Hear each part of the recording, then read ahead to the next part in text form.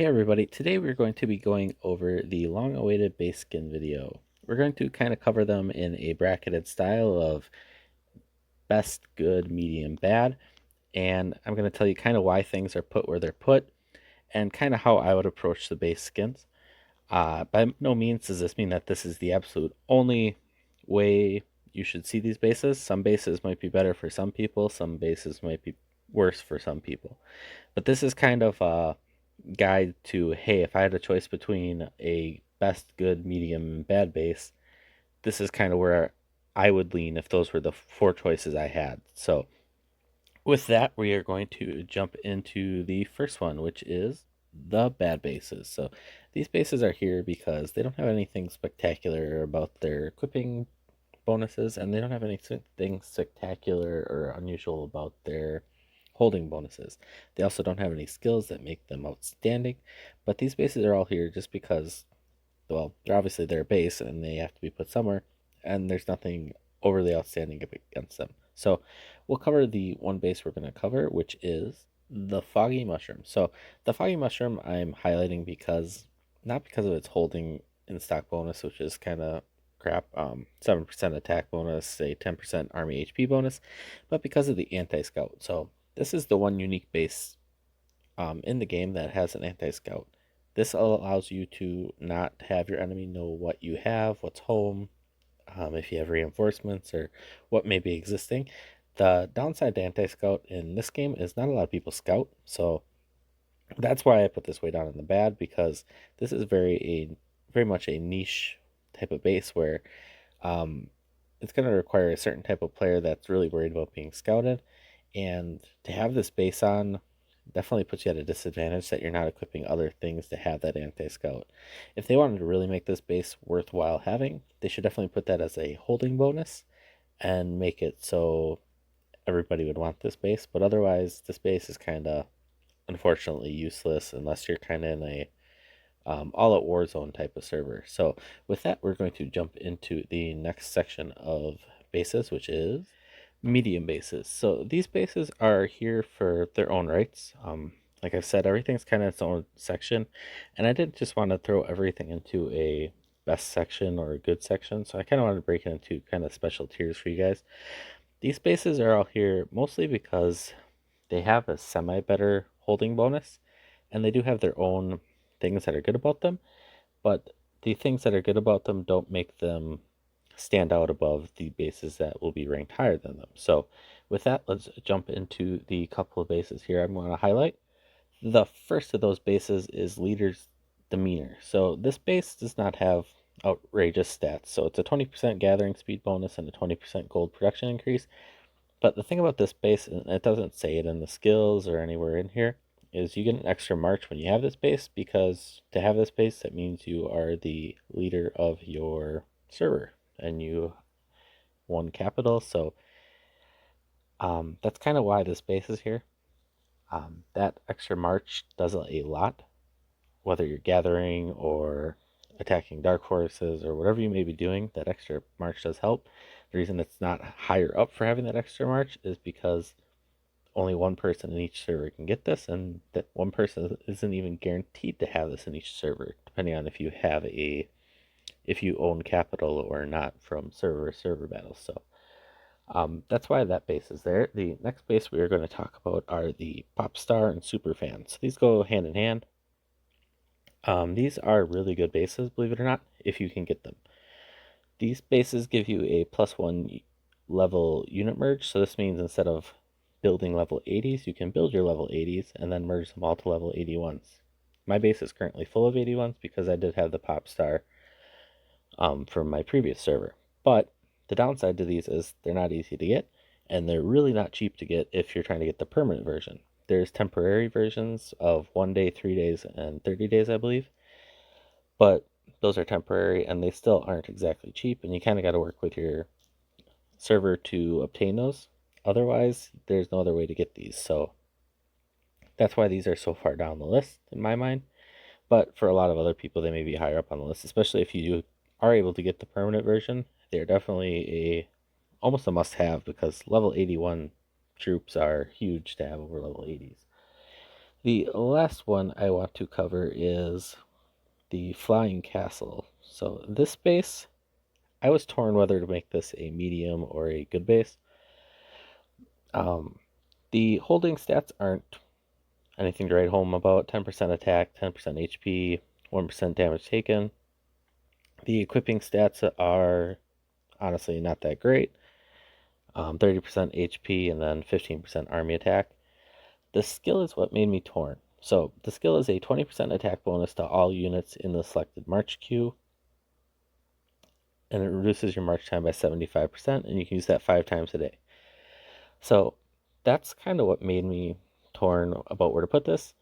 I ended up putting it in a medium because it's only one march queue and it's 5 times a day. So that doesn't give you a lot of marches. Basically, to me, that means that's kind of in my mind a world boss skin. So this base, in my mind, is the base you use when you want to hit world boss, because 75% reduction allows you to use some of your other skills, and then an extra 20% attack on one march. So, and it's 5 times. So 5 attacks on world boss, and you get your skills used there. So we'll jump into our next section, which is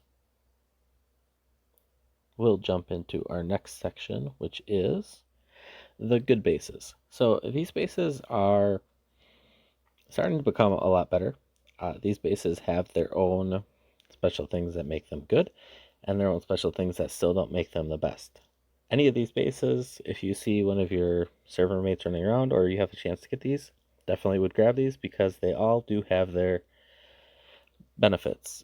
Some of the things we're going to cover here are, the first one is the Battleship Fortress. So this is probably what I would call the dark horse underrated skin in the game right now. This isn't necessarily a high-end tier player using this type of skin. For me, this is a, hey, you're getting your first skin. You don't have a lot of options, but this is a really well-rounded, good first skin. And I say that because you have a 10% damage increase and 10% damage decrease when you're defending your base. So that's a 20% damage swing. You have a 10% HP bonus, and then just for holding it, you also have a 10% HP and attack bonus. Now, that's nothing to write home about, but if you're in a newer server and you're attacked quite a bit, that can be that 20% damage swing, because it's 10% up, 10% down, does make a huge difference. Other than that, that's the only reason why I put that there, is just because this is kind of a good like starter defensive base. Defense is kind of a underwritten thing in this game, and most higher end players aren't going to ever touch this skin because basically it's just the 10% attack bonus and HP bonus, because there's a lot better skins to have for equipping. But this is kind of a noob equipping skin here. The next one we're going to talk about is Neotopia. Where are you? Neotopia. This skin is on here for one big reason. So this is it right here. Basic speed of VIT recovery 20%. VIT runs the game. Whether you're doing events or attacking or scouting, VIT is your go-to thing. When you're in Eternal Lands, you need lots of VIT to attack dark forces. So having an additional 20% VIT recovery speed is huge, and that's a passive thing because it's a holding bonus. So you get your normal 10% attack and 10% HP bonus, plus you get that VIT recovery, which is huge. Plus it's kind of a cool looking skin. But other than that, for equipping, Air Force HP and attack 10%, and then attack bonus of all units on the offensive is 30%. So that, again, wouldn't be a bad first skin to get, especially if you're still grinding to 80. You get all that extra VIT to help you collect the R&D and tech chests. So that's that. The next one is something that I think is also kind of overlooked. It's not underrated, but it is a skin that I'm not going to be able to find now because I'm talking about it. The skin is the Merry Christmas skin. Here it is. So this skin would be good for army people. I wouldn't say it would necessarily be good for other people. Everybody should end up getting this skin as one of your probably your first 15 or so skins just because it gives you +1 march size. But for army people, this gives you, just for army people here, you have your 10% attack and HP. You also have a army 10% attack and HP. And then you have the 10% holding bonus plus a +1 march size. That's a lot to add for just one skin for at least an army person. If you're Air Force or Navy, you might just want to wait to get this as a holding bonus, but if you're Army, this would not be a bad first skin to obtain just because you get the march size plus all those stat boosts right off the bat. So now we are going to jump into our best of the best section. Here are the 10 best skins in my mind in the game right now. I want to note that there are 2 skins that aren't being included right now. There's the server tournament skin and the new training camp skin. I'll talk about those quickly after we talk about the best skins. But these are the top 10 skins, and if you see these in your store, you should definitely try to get them as soon as possible. So we'll jump into reviewing them. This first skin here is the Super Miner skin. This skin is a must-have for everybody because it increases your gathering speed by a lot. So you have 50% gathering speed up increase, you have a load increase of 50%, plus you have a 20% gold production increase. You should be trying to obtain the permanent version of this as soon as you can. As you can see, I've been procrastinating it because I've had other priorities, but I really should have this also. No reason I shouldn't have this. So I need to practice when I'm preaching here and get this as my next skin.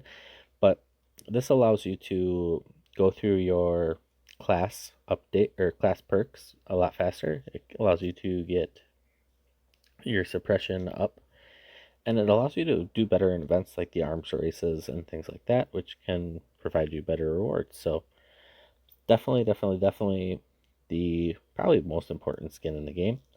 So that is that skin. The next skin we're going to talk about is Hyperion. So this skin is probably currently the best skin in the game. The reason I'm not going to say it's the best skin for everybody in the game is because the last time this was released for us, it was 2,000 US dollars. So not easy for everybody to obtain, but hey, it's the best skin. So this is something that the whales and the people that want to put themselves above the rest definitely have. So you have a 6+6 march size. So that alone in a skin would make it a top 2 tier skin in my mind. Then you have the holding bonus, which is 15% attack and HP. Plus you have the 10% HP and attack for equipping it and a 25% march speed increase. So you are all over the place with this skin, and it is definitely Hyperion top of the line skin for you. So not much more I can say about it other than you definitely want to get this skin if you have the money and you want your account to be the best of the best. So the next skin is Acadia. So Acadia is kind of similar to the last skin and why I say it's the best. You have decent Air Force holding or equipping, and then you have 10% holding and a +1 march. The reason Arcadia is good is because you get this +10 march increase for 30 minutes 1 time a day. So what this means is you can go into server battles or Odin or just anything, or if you want to do it for World Boss and Sand Table, things like that, you can pop this skin, get your +10, and then and I apologize, I said Sand Table. I don't remember if this works for Sand Table or not. But you can pop your +10 for your 30 minutes in a day, and you have 30 minutes of an extra 10 march size. So that's a lot to have for 30 minutes for server that almost covers the entire battle. So Acadia is definitely one of the higher end bases. Now we're going to go on to the probably what I would call the most important skin in the game. So that is Shadow Dragon. Shadow Dragon is not just for army people. I've heard a lot of people say that, but it is definitely what I would call, besides Super Miner, the most important skin to have. And the reason I say that is because you're getting a 35% attack bonus right off the bat. Whether you're any force, you have that 35% attack bonus, plus you have 10% army HP. Plus, you have the holding bonus of 10 and 10, and a crucial thing of a +1 march size. So, anytime you can get a march size increase, always go after it. Then you add in this Dragon's Breath, which you can use once every 12 hours. So it has a 12-hour cooldown. It lasts 3 minutes, but it gives you a 30% damage increase. So that skill to me is what I call a building popper or a base popper. You pop it right before you hit a base that you normally wouldn't do well against, and it gives you an advantage of 30% damage increase to help you get through it. It's kind of like a wrecking ball, that skill, and you don't have to have the skin equipped to use it. You just click your skin, you can hit skill shortcut, and I'll actually show you. You hit skill shortcut, and your skill is right here. So definitely the most important skin to have. If this is your first skin you're getting, whether it's not your first or not, just the skill and that +1 march size makes it a pretty important skin. But if this is the first skin you have a choice of getting, I definitely would suggest getting it just for the fact that it's so well rounded and it helps you in multiple areas, not just hey, this is Air Force, hey, this is Navy. Quickly, we'll go over the Hall of Glory. So this skin is the server tournament winner's skin. Not sure if the temporary skins or the level 1 skins, so there's a level 1 and a level 2, will get the skill, but even so, we'll just talk about the fully upgraded version. So 20% attack, 20% HP, 5% damage increase. So pretty awesome stats there for equipping it. 10%, 10% for holding it. And then the skills basically give you what's a magnet. So you can use it on an enemy commander, and you can disable their base from moving for 1 minute. So that's just going to cause them to not be able to move for a minute, which can definitely help you when you're trying to claim a capital or a rune or something, and you just have somebody that's being a pest. So you can trap them kind of away and get set up, or start to get set up while they're stuck elsewhere.